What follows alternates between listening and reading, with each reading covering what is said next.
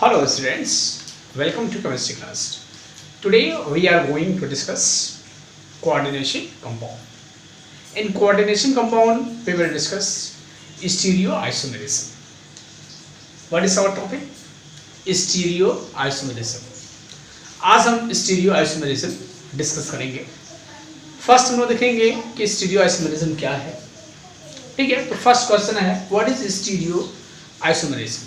ठीक है, अब देखिए यहाँ पे कब स्टीरियो आइसोमेरिज्म होता है कंपाउंड में, तो हमें ये ध्यान रखना है कि जब कंपाउंड के केमिकल और स्ट्रक्चरल मॉलिक्यूलर और स्ट्रक्चरल फार्मूला सेम हो लेकिन उसमें एटम का अरेंजमेंट क्या हो, अलग अलग हो, तो वो आपके स्टीरियो आइसोमर कहलाते हैं और इस फेनोमेनन को स्टीरियो आइसोमेरिज्म कहते हैं. पुनः मैं रिपीट करूंगा. Stereoisomer are the compound which have same molecular and structural formula but spatial arrangement of atoms around the central metal atom. Stereoisomer are the compound which have same chemical and molecular formula but they differ from each other by a spatial arrangement of group of atoms around central metal atom. ठीक है, तो ये चीज़ हमको यहाँ पे clear हो गया कि स्टीरियो आइसोमर क्या होते हैं. स्टीरियो आइसोमर दो या दो से अधिक ऐसे कंपाउंड हैं जिनका मॉलिक्यूलर फार्मूला और स्ट्रक्चरल फार्मूला सेम होता है लेकिन उनमें जो ग्रुप ऑफ एटम्स या एटम्स जुड़े होते हैं सेंट्रल मेटल एटम से, उनका अरेंजमेंट डिफर होता है. अब इसको हम लोग एग्जाम्पल से देखेंगे. ठीक है, तो एक वर्ड यहाँ पे आता है कि स्पेशियल अरेंजमेंट. ध्यान देंगे इसको आपको स्पेशियल अरेंजमेंट इसको कहते हैं. स्पेशियल अरेंजमेंट इस वर्ड को आपको ध्यान रखना कि दो स्टीरियो आइसोमर में स्ट्रक्चरल फार्मूला सेम होगा, मॉलिक्यूलर फार्मूला सेम होगा, लेकिन जो सेंट्रल मेटल एटम से ग्रुप ऑफ एटम्स जुड़े होंगे उनके अरेंजमेंट में डिफरेंस होता है. ऐसे कंपाउंड स्टीरियो आइसोमर कहलाते हैं. तो इस फेनोमेनन को स्टीरियो आइसोमेरिज्म कहते हैं. अब हम लोग इसका डेफिनेशन देख लेते हैं. So we have seen here two or more compounds having same molecular and structural formula but have a spatial arrangement but have different spatial arrangement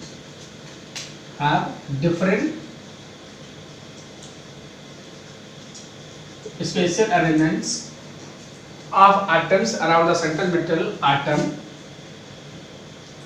are called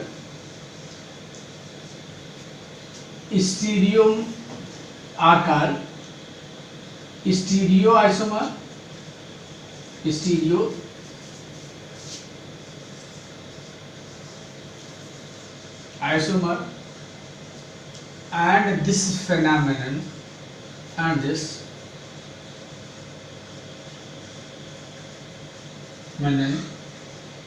is known as stereoisomerism.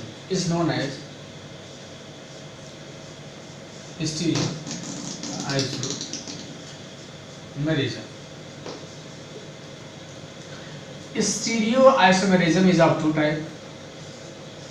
Stereoisomerism is of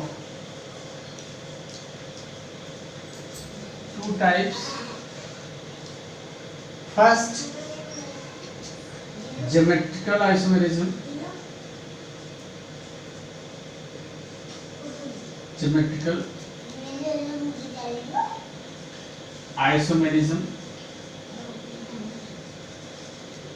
And second,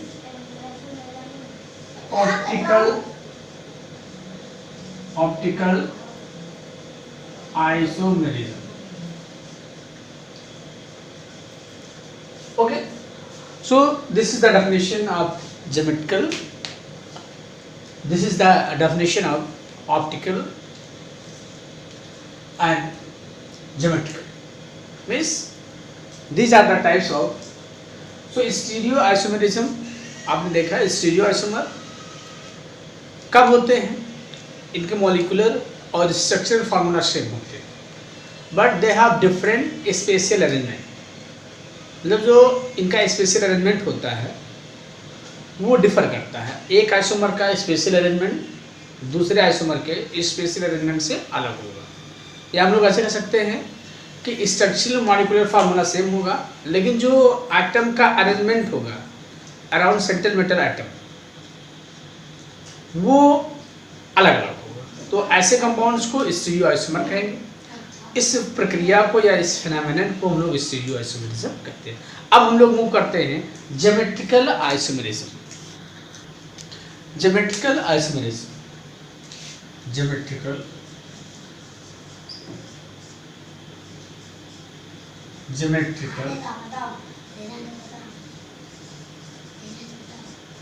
isomerism. अब देखिए हम लोग geometrical isomerism में move करें इसके पहले हम लोग देखते हैं कि किस प्रकार के कॉम्प्लेक्सेस में जो है ज्योमेट्रिकल आइसोमेरिज्म ऑब्जर्व किया जाता है. तो यहाँ पे आपको ध्यान रखना है कि हेट्रोलेप्टिक कॉम्प्लेक्सेस,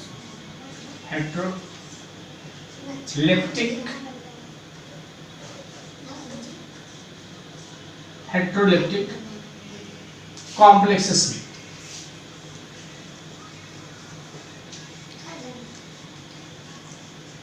अब ये होमोलेप्टिक हेट्रोलेप्टिक हम लोग पहले ही डिस्कस कर चुके हैं कि होमोलेप्टिक क्या होते हैं, हेट्रोलेप्टिक क्या होते हैं.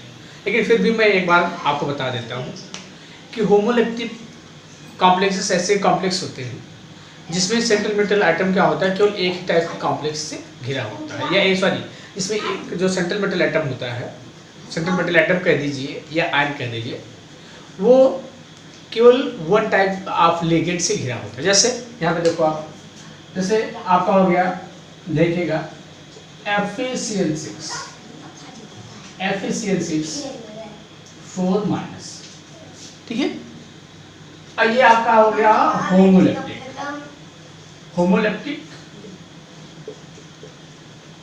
ठीक है. हेट्रोलेप्टिक में अगर हम लोग यही बात कर ले, देखो यहाँ पे जैसे आपका PT NH3 होल 4 और Cl2, ये देखिए यहाँ पे, ये आपका आ जाएगा हेट्रोलेप्टिक. तो इस दोनों में डिफरेंस अगर हम देखें तो देखो इसमें केवल एक टाइप का लिगेंड है, लेकिन इसमें जो सेंट्रल मेटल आइटम है एक टाइप का ये है, दो टाइप का. इसमें जो सेंट्रल मेटल आइटम है वो दो टाइप के लिगेंड से, इसको फर्स्ट कर देते हैं, इसको सेकंड. लेकिन इसमें क्या है, केवल एक ही टाइप के लिगेंड से घिरा हुआ है. तो हमने क्या देखा कि ज्योमेट्रिकल आइसोमेरिज्म जो है, ज्योमेट्रिकल आइसोमेरिज्म हमेशा हेट्रोलेप्टिक कॉम्प्लेक्सेस में मिलेगा.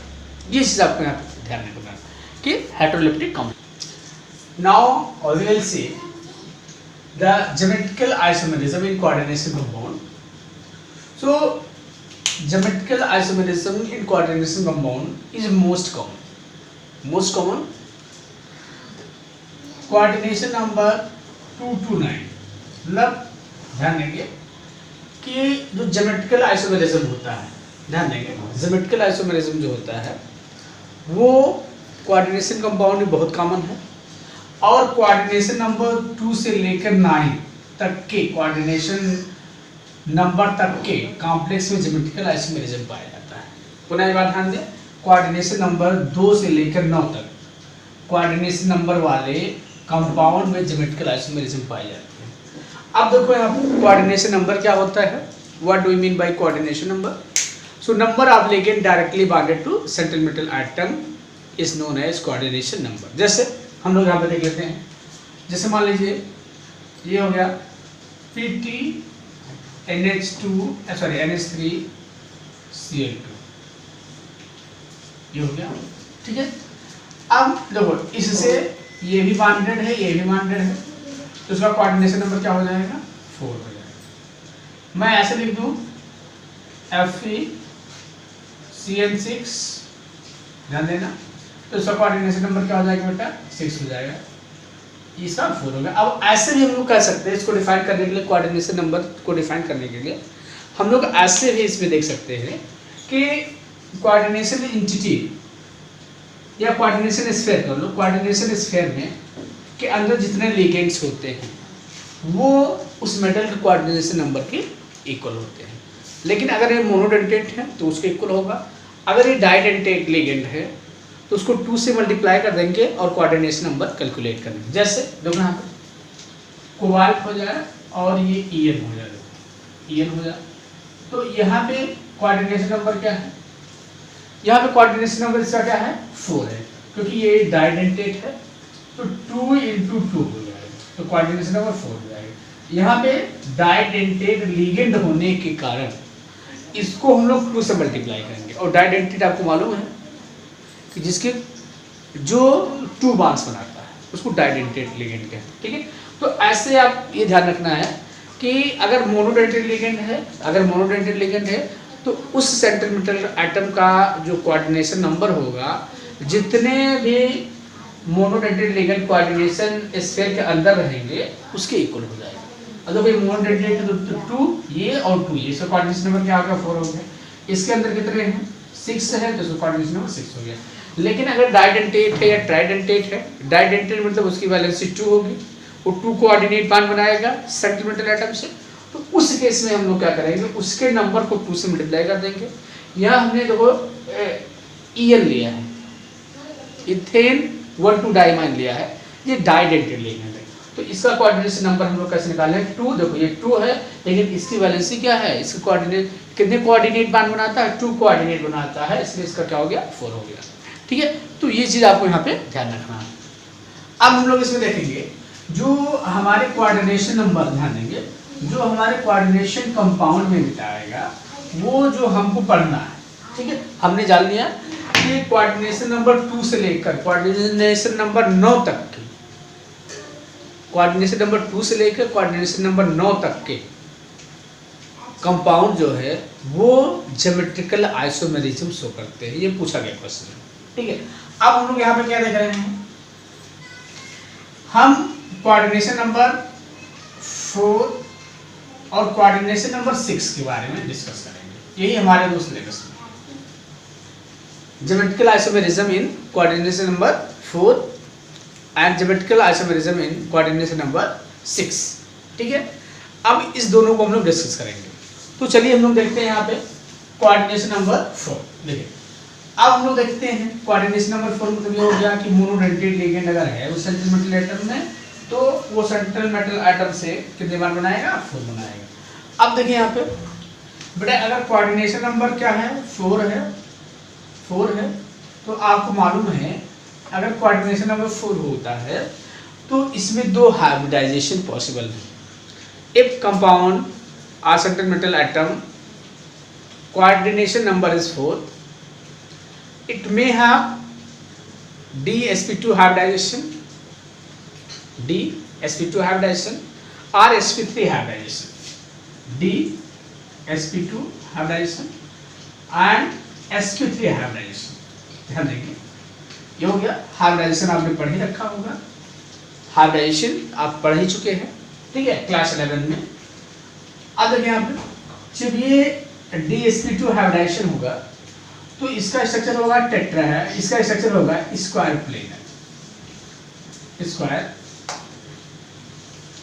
प्लेन, ठीक है। और जब ये होगा sp3 हाइब्रिडाइजेशन होगा तो उसका स्ट्रक्चर होगा टेट्राहेड्रल। बात क्लियर हो पा रही है। कोऑर्डिनेशन नंबर अगर किसी सेंट्रल मेटल एटम का 4 है तो उसमें 2 चांस है, 2 हाइब्रिडाइजेशन पॉसिबल। पहला आपका है DsP2 हाइब्रिडाइजेशन और दूसरा है sp3 हाइब्रिडाइजेशन। अगर DsP2 हाइब्रिडाइजेशन होगा तो आपका स्क्वायर प्लेनर कॉम्प्लेक्स होगा, और अगर sp3 हाइब्रिडाइजेशन होगा तो ये आपका टेट्राहेड्रल कॉम्प्लेक्स होगा। ध्यान देंगे ये आपको कॉम्प्लेक्स लिख दे रहे हैं, ये ध्यान रखना। अब देखिए यहाँ पे हम टेट्राहेड्रल को ऐसे रिप्रेजेंट करते हैं, ऐसे, ठीक है, ऐसे मान लीजिए यहाँ पे मेटल हो जाएगा, तो यहाँ पे 4 लिगेंड्स ऐसे जोड़ते हैं, ध्यान देंगे तो बेटा ये चीज़ बहुत बारीकी से ध्यान देना है। ये 4 मेटल इसमें जोड़ते हैं और टेट्राहेड्रल स्ट्रक्चर बनाते हैं। ये जो टेट्राहेड्रल कॉम्प्लेक्स होते हैं ये ज्योमेट्रिकल आइसोमेरिज्म नहीं शो करते। Geometrical isomerism is not possible in tetrahedral complexes. Tetrahedral complexes. Because क्यों? Because all the ligands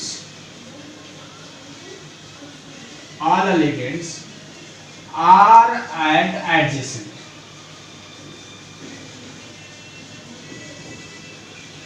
इसमें क्या होते हैं, जो सभी लिगेंड्स होते हैं वो एडजेसेंट पे होते हैं, इसलिए टेट्राहेड्रल में ज्योमेट्रिकल आइसोमेरिज्म नहीं पॉसिबल होता। इसको ध्यान रखिएगा कि टेट्राहेड्रल कॉम्प्लेक्सेस में ज्योमेट्रिकल आइसोमेरिज्म पॉसिबल नहीं होता है।